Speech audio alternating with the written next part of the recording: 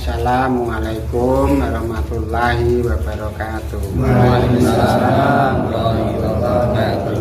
Bismillahirrahmanirrahim. Rabbi shrah li sadri wa yassir li amri wahlul 'uqdatam min lisani yafqahu qawli.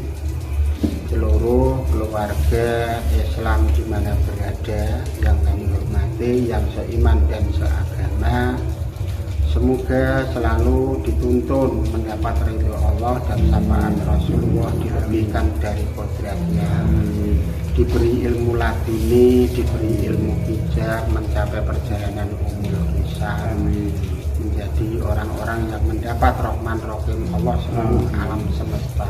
Al-Fatihah.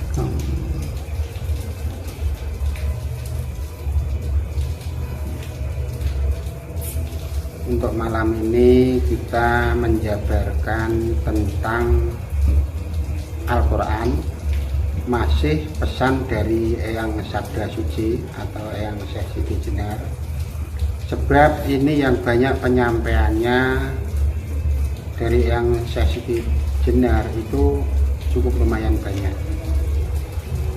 Ini yang pertama, Al-Quran milik Allah. Yang kedua, diberikan Rasul Muhammad sing nggawa malaikat Jibril sangka aras.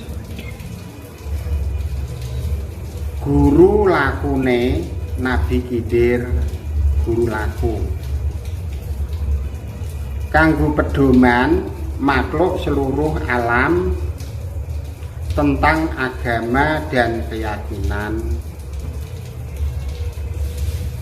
Yang keenam, Al-Quran mempunyai rumus sejuta arti, sejuta arah dan tujuan. Yang terakhir, sumber cahaya alam semesta. Yang dimaksud seperti itu. Ini kita bahas dari yang nomor 1. Al-Quran itu sebenarnya adalah milik Allah, tidak ada yang lain. Jadi kalau membicarakan Al-Quran itu aslinya milik Allah, maka di sini Al-Quran sangat dihormati, sangat dihargai, sangat dijaga martabatnya, sebab itu adalah milik Allah. Tidak ada yang lain. Dan kitab-kitab suci yang lain pun itu juga bersumber dari Allah. Kitab 7 Rasul yang ditulis di dalam Al-Quran itu tidak ada perbedaan, semuanya itu adalah wahyu dari Allah secara langsung. Cuma kadang-kadang karena kebodohan kita semua dijabarkan dalam bentuk yang lain, diartikan dalam bentuk yang lain. Emang kadang-kadang turunnya kitab suci itu dicampuri dengan kemungkaran. Intinya di situ. Untuk membuat kitab yang suci itu sangat susah. Seumpama itu tidak disucikan oleh Allah secara langsung, tidak ibaratnya diawasi Allah secara langsung, itu susah. Sebab apa? Turunnya sesuatu yang suci akan dikotori dengan orang-orang munafik. Intinya di situ. Jadi orang munafik, orang kafir itu maunya mengotori kitab-kitab suci yang disucikan oleh Allah secara langsung itu tadi. Sampai sekarang pun apabila ada ajaran-ajaran itu ajaran suci, ajaran baik, 1000 orang semuanya akan mengotori. Ibaratnya 1:1000. Semuanya ingin mengotori. Sebab apa? Orang-orang tersebut itu kena perangkap iblis. Intinya di situ. Diberikan Rasul Muhammad. Kenapa kok ini diberikan pada Rasul Muhammad? Sebab yang tertulis pada pintu aras kerajaan Allah itu Nur Muhammad. Jadi yang berhak menerima Al-Quran penuh itu adalah Nur Muhammad. Terus nama Muhammad yang di muka bumi itu adalah wujud. Sebenarnya sebelum Muhammad wujud di muka bumi itu sudah ada nur di arsy, maka dia selalu disebut sebagai pintu arsy. Semuanya Rasul mempunyai derajat pangkat, semuanya sama, kapasitasnya sama. Yang membedakan adalah nur Muhammad. Di situ yang membedakan. Semuanya sama. Yang membedakan yaitu adalah nur Muhammad yang sudah dibuat oleh Allah wal awalu wal akhiru sebagai pintu arsy. Dialah yang berhak menerima Al-Quran secara utuh. Tidak ada keraguan dan tidak ada manipulasi dan tidak dikotori oleh orang-orang yang anti Al-Quran. Jadi intinya terjaga penuh, secara langsung Allah yang menjaga. Sing nggawa malaikat Jibril sangka arsy. Sebenarnya yang membawa Al-Quran, biarpun dibawa satu persatu, ayat per ayat, surat per surat, itu yang membawa itu malaikat Jibril. Jadi turunnya Al-Quran, wujud aslinya itu di arsy, terus dibawa turun ke bumi oleh malaikat Jibril itu satu persatu supaya bisa dipahami. Tidak diturunkan secara satu gelondong kitab, tidak diturunkan satu persatu, lembar per lembar supaya bisa dipahami secara real. Yang dimaksud seperti itu.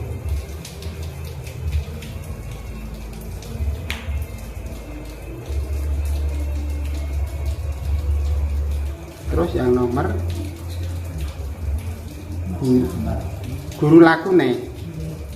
guru lakune Nabi Khidir.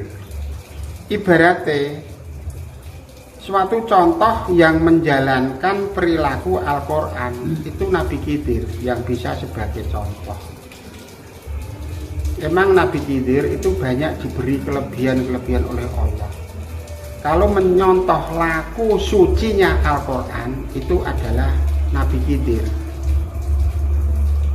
Yang untuk bukti bisa dibaca oleh orang awam itu dibawa oleh Rasul Muhammad.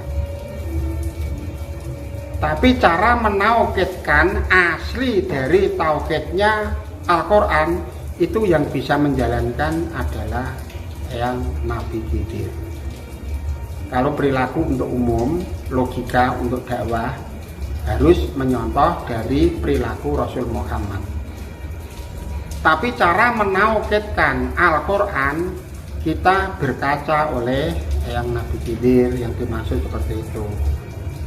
Emang ajaran ini, pesan-pesan yang dibawa para wali-wali Allah itu tidak mudah diterima oleh kita semua. Harus paham detail. Jadi yang untuk contoh perilaku kita itu wasilah Rasul Muhammad. Tapi cara menaukidkan ilmu dari Al-Quran itu kita menggambarkan perjalanan yang Nabi Khidir.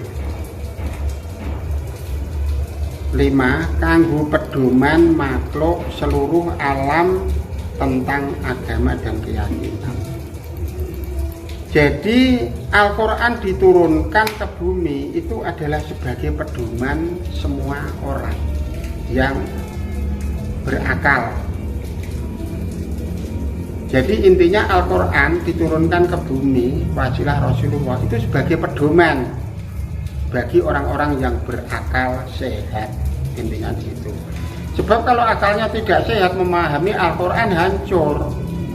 Nah, dia akalnya sendiri tidak sehat, terus menjabarkan Al-Quran, terus diomong kepada orang lain, bentuknya berbeda-beda, yang terjadi apa? Fitnah. Yang dimaksud seperti itu.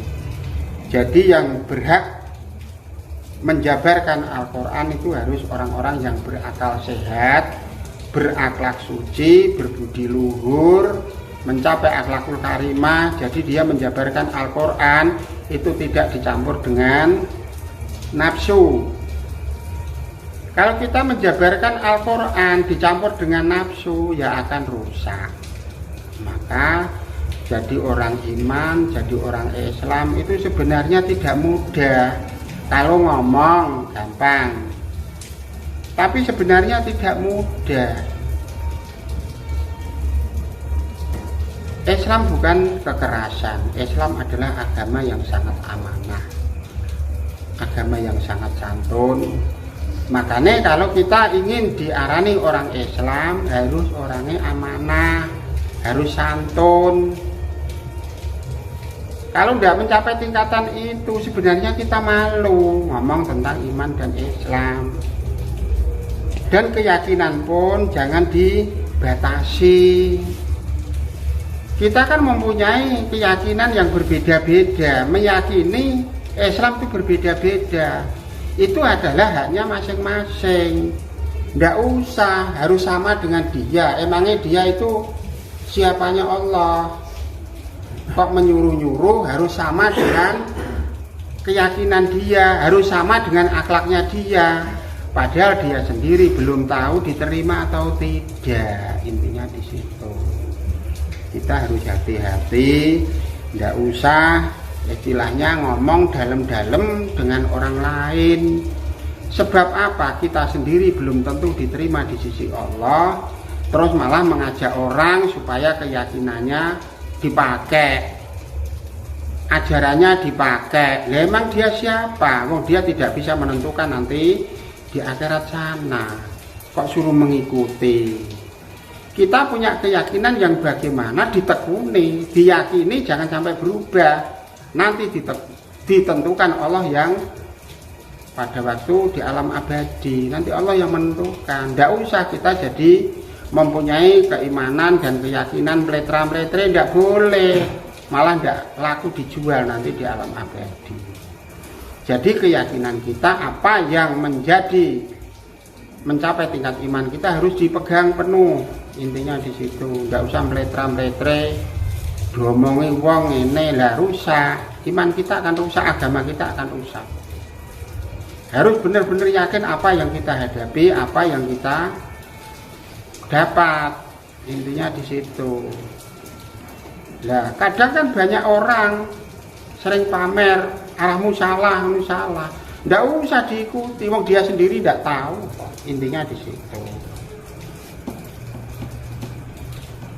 Al-Quran mempunyai rumus sejuta arti, sejuta arah, sejuta tujuan, sejuta makna. Intinya kita jadi Al-Quran itu tidak dangkal. Al-Quran yang diturunkan Allah itu artinya bukan hanya sebatas tafsir, sangat luas, mempunyai berjuta-juta arti. Sampai ayatnya pun mempunyai berjuta-juta mikro cahaya. Maka kalau sudah membicarakan Al-Quran, seolah-olah otak kita itu tidak nyampe. Jadi tidak usah merendahkan Al-Quran, intinya di situ. Jadi Al-Quran itu mempunyai makna yang banyak, mempunyai arti yang banyak. Kalau tidak sama dengan akalnya dia, terus dia seolah-olah yang paling benar, yang paling pinter, yang paling suci, salah. Tidak usah diikuti orang-orang seperti itu. Nanti akan rusak. Sesuaikan dengan kapasitas iman dan Islam kita sendiri masing-masing. Yang merasa itu adalah ilmu pemberian Allah, kapasitasnya bagaimana, kemampuannya bagaimana. Terus kita meyakini sampai di mana, itu saja yang untuk pegangan. Jangan hiraukan yang lain, intinya di situ. Dan tidak usah dipikir. Nanti malah akhirnya rusak. Sumber cahaya alam semesta. Jadi intinya cahaya dari Al-Quran itu adalah bisa menjabarkan alam semesta. Ada hubungannya seluruh alam semesta. Itu adalah yang ditulis di dalam Al-Quran. Mengandung unsur penjabaran seluruh alam semesta. Itu namanya Al-Quran. Bukan Al-Quran bersumber dari alam semesta, enggak. Al-Quran bisa menjabarkan seluruh alam semesta, termasuk ilmu-ilmu yang dari rendah sampai yang tinggi, dari kecil sampai yang besar semuanya bisa dijabarkan dengan rumus Al-Quran. Jadi intinya Al-Quran itu pegangan yang tiada lain, intinya di situ. Dan kapasitas kita harus mencapai cahaya nur Quran yang sebenarnya, yaitu rumusnya nur Allah, nur Muhammad, nur Quran, nur malaikat, nur alam. Kula suwun manunggalalah ngresep wonten jiwa raga cita. Semoga menjadi petunjuk kehidupan urusan dunia akhirat dengan selamat. Itu kalau ingin membaca Al-Quran harus salam, bentuknya seperti itu. Jadi kita harus tahu bagaimana arahnya. Loh kok tidak pakai bahasa Arab? Bahasa itu yang namanya bahasa roh itu sejuta arti, sejuta arah, sejuta tujuan. Roh itu bisa berbahasa 1000 bahasa, tidak harus Arab intinya di situ.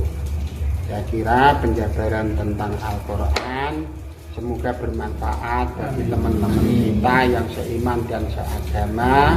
Semoga diselamatkan oleh Allah karena cahaya nur Quran. Saya cukup sekian. Assalamualaikum warahmatullahi wabarakatuh.